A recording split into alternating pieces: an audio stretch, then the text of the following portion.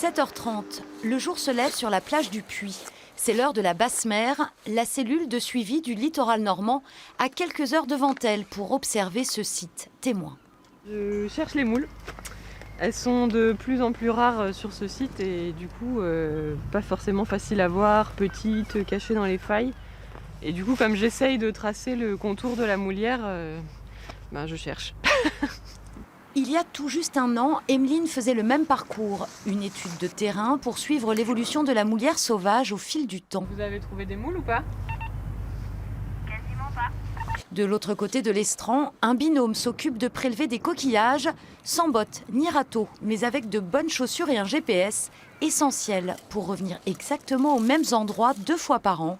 Les moules prélevées seront ensuite pesées et disséquées en laboratoire. Ça permet aussi de voir s'il y a du repeuplement de moules ou si justement elles disparaissent. Donc là, il n'y en a qu'une seule, mais il y a des sites où il y en a plein et ça permet de déterminer vraiment l'évolution entre les grandes moules et les juvéniles.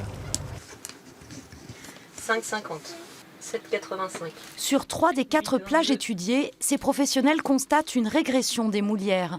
Quant aux explications, elles peuvent être multiples. Facteurs environnementaux, activités nautiques, piétinement des pêcheurs ou encore... Il peut y avoir les modifications de température, de salinité en fonction des années. Puis il y a des facteurs, dans les facteurs anthropiques, l'aménagement du littoral. Pour dresser un état des lieux à long terme, l'Agence de l'eau a choisi de financer cette étude plus longtemps. Ces mollusques feront donc l'objet de toutes les attentions jusqu'en 2019.